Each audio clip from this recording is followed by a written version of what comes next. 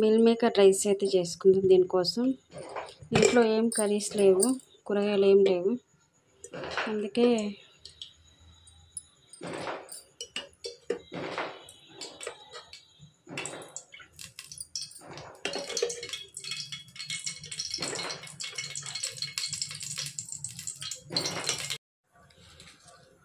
దీంట్లో నేను మసాలా వాడట్లేదు. ఆ పౌడర్ పట్టుకున్నాం కదా, ఆ పౌడర్ ఒకటి వేసుకుంటాను. నేను ఓన్గా ప్రిపేర్ చేసుకున్న పౌడర్.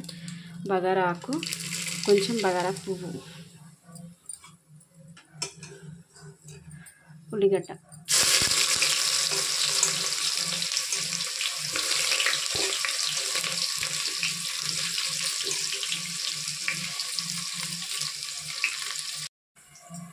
కొంచెం ఒక 3-4 మెంతెం కూర కట్టలు ఉండే, ఆ మెంతెం కూర కట్టలు కూడా వేసేసుకుందాం. చిన్న కట్టలు ఇవి కడిగేసి పెట్టేసుకున్నా. ఇవి ఒక 3 కట్టలు, చిన్న కట్టలు.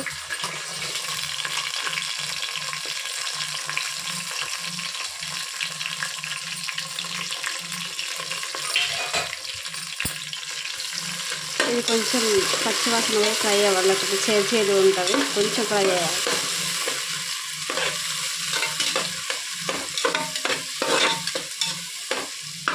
దీంతో టమాటా, ఇప్పుడు మెంతెం కూరతో కర్రీ ఉండొచ్చు, కానీ పిల్లలు ఊరికే టమాటా తినమంటే తినరు, ఇట్లా రైస్ చేస్తే తింటారని. ఇప్పుడు కొంచెం పసుపు,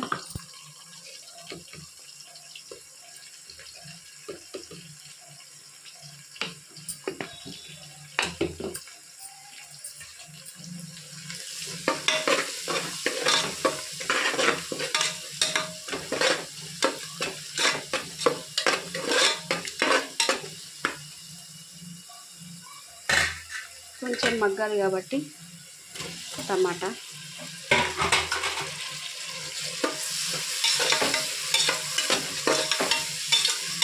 ఇంట్లో ఏమీ లేవు, కొత్తిమీర అన్నీ అయిపోయినాయి, కర్రీస్ మొత్తం అన్నీ కూరగాయలు అన్నీ అయిపోయినాయి, వెజిటేబుల్స్ ఏం కూడా లేవు, ఇంట్లో అన్నీ అయిపోయినాయి.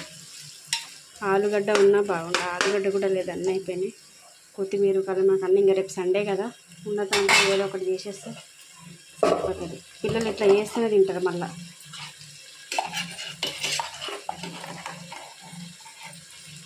పచ్చిమిర్చి పేస్ట్,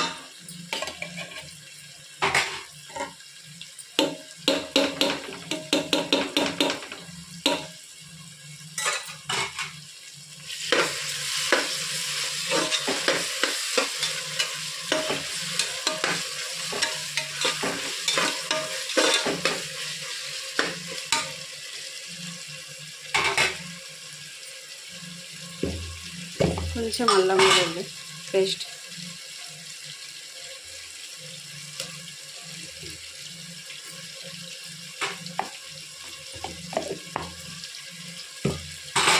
ఇది కూడా కలిపేసుకొని కొద్దిసేపు 5 minutes మూత పెట్టేసుకుందాం.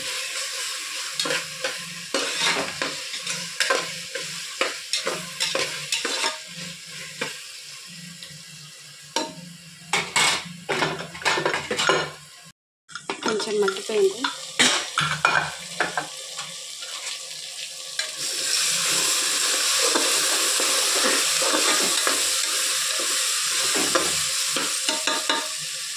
ఇందులోనే కొంచెం కారం, కొంచెం పచ్చిమిర్చి పేస్ట్ వేసినాం కదా, కొంచెం కారం అంటే మన టేస్ట్కి తగ్గట్టు కారం. 6 గ్లాసుల బియ్యం వేసిన నేను.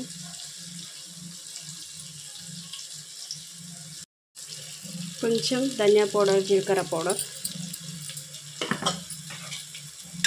ఇది మంచిగా కలిపేసుకొని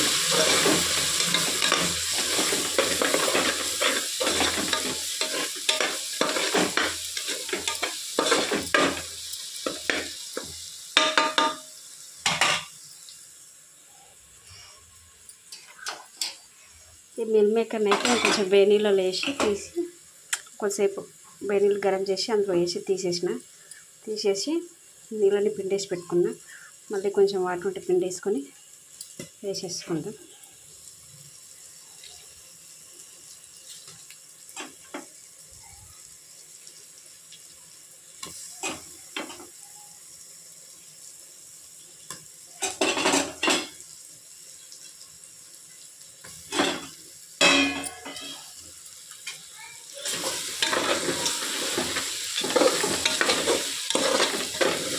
మళ్ళీ రేపు సండే ఏదో ఒకటి తింటూ ఉంటాం కాబట్టి గరం మసాలా ఏం వేయలేదు. ఓన్లీ బగారా పువ్వు ఆకు అదే జీలకర్ర ధనియాల పౌడర్ ఆ రెండు కలిపిన పౌడర్ ఒకటి అంతే, ఇంకేం వేసుకోలేదు. ఎందుకంటే మళ్ళీ తెల్లారితే సండే మళ్ళీ తింటారు ఏదో ఒకటి, ఎక్కువ మసాలా పెట్టద్దని. ఇప్పుడు ఒక 5 minutes పెట్టేసుకొని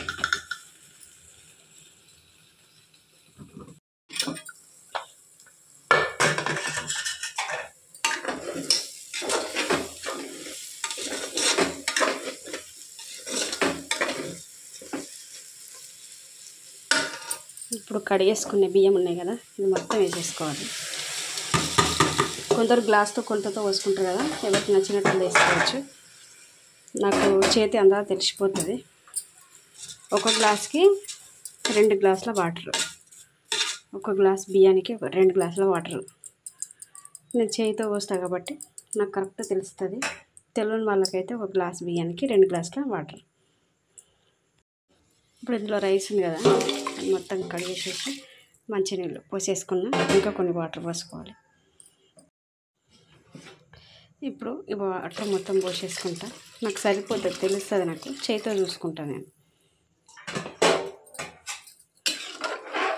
ఇప్పుడు నేను సాల్ట్, దీనికి సరిపడా సాల్ట్ ఎంత కావాలో అంత వేసుకొని మూత పెట్టేసి ఉడికించుకోవడం.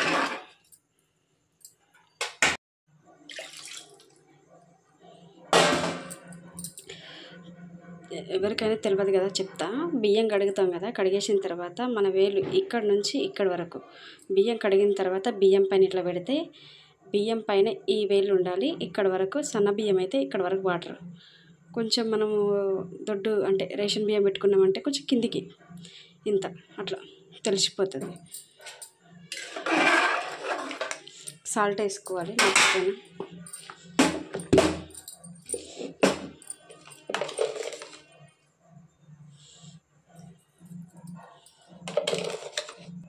గ్లాస్తో చెప్పిన కదా, ఒక గ్లాస్ బియ్యానికి 2 గ్లాసుల రైస్ వాటర్ ఇంతే. ఇక ఏం మసాలా వేయను. దీన్ని 2 విజిల్స్ వచ్చే వరకు ఉడికించుకొని 2 విజిల్స్ తర్వాత బంద్ చేస్తాను. కొంచెం పెద్ద పెట్టేసుకొని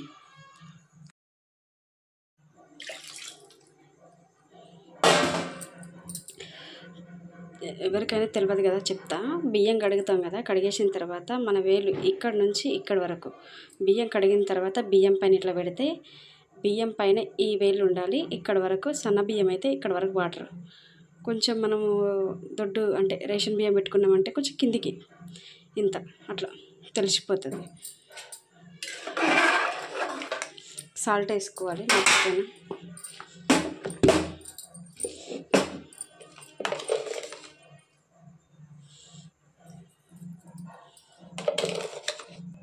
గ్లాస్తో చెప్పిన కదా, ఒక గ్లాస్ బియ్యానికి 2 గ్లాసుల రైస్ వాటర్ ఇంతే. ఇక ఏం మసాలా వేయను. దీన్ని 2 విజిల్స్ వచ్చే వరకు ఉడికించుకొని 2 విజిల్స్ తర్వాత బంద్ చేస్తాను.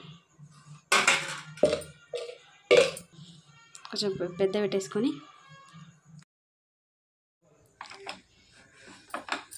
2 విజిల్స్ తర్వాత మా చిన్నోడు వేసేసుకున్నాడు, ఆల్రెడీ వేసేసుకున్నాడు ఒకసారి. అట్లయితే అవుతుంది.